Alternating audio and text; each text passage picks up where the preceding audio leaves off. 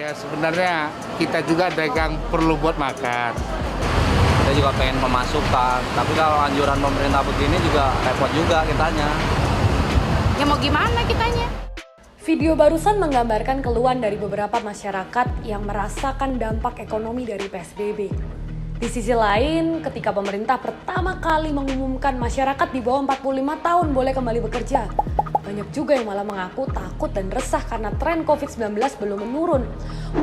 Pusing jadi pemerintah karena banyak permintaan sana-sini.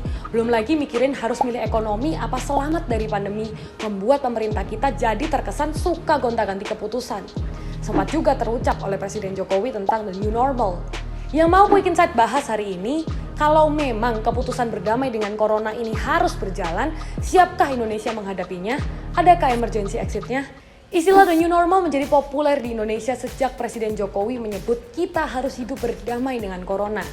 Sementara vaksin belum ditemukan, nggak ada yang tahu sampai kapan pandemi ini berlangsung. Kata Presiden, banyak masyarakat yang di PHK dan nggak lagi berpenghasilan. Padahal menurut WHO, virus ini belum akan hilang. Jadi kita harus bisa tetap produktif dan hidup berdampingan dengan COVID-19.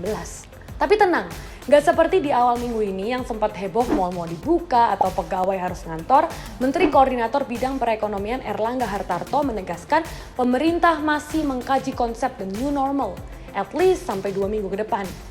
Tapi pihaknya juga nggak menepis kalau ada kemungkinan kebijakan ini menjadi pilihan pemerintah, tentunya dengan protokol kesehatan yang tepat. Nah, kira-kira kalau banyak tempat publik kembali dibuka, pelonggaran terjadi di mana-mana, apa yang akan terjadi sama negara kita ya?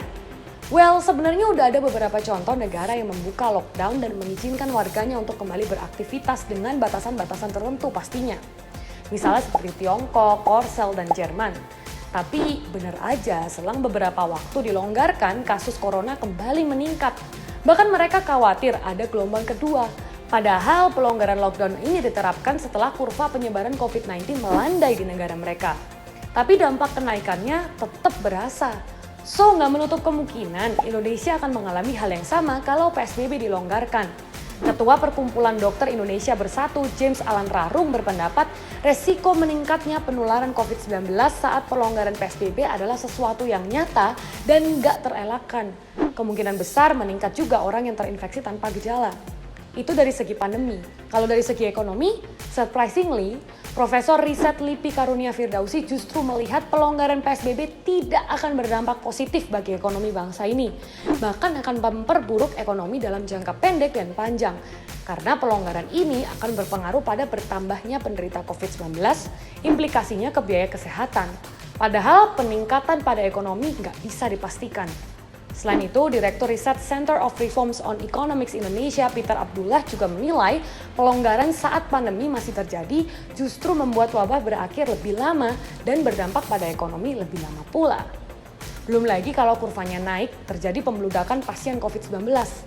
Gimana dengan kapasitas rumah sakit dan tenaga medis kita? Dokter spesialis paru RSUP Persahabatan Erlina Burhan memohon kepada pemerintah agar wacana pelonggaran PSBB dipikirkan matang-matang, karena kapasitas medis kita tidak mencukupi. Di awal minggu ini juga sempat ramai hashtag Indonesia terserah di medsos. Tagar ini muncul karena para tenaga medis kecewa dengan adanya wacana pelonggaran PSBB. Bayangin, gue aja yang ngasih update ke kalian bingung, apalagi pemerintah.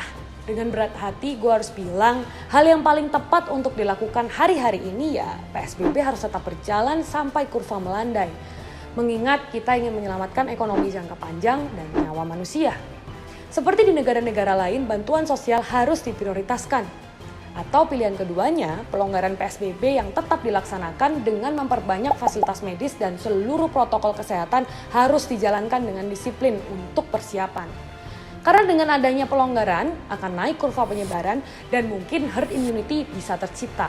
Seperti di video sebelumnya, gue pernah menjelaskan kalau antibodi masyarakat sudah terbentuk terhadap penyakit ini, kurva penyebarannya pasti melandai.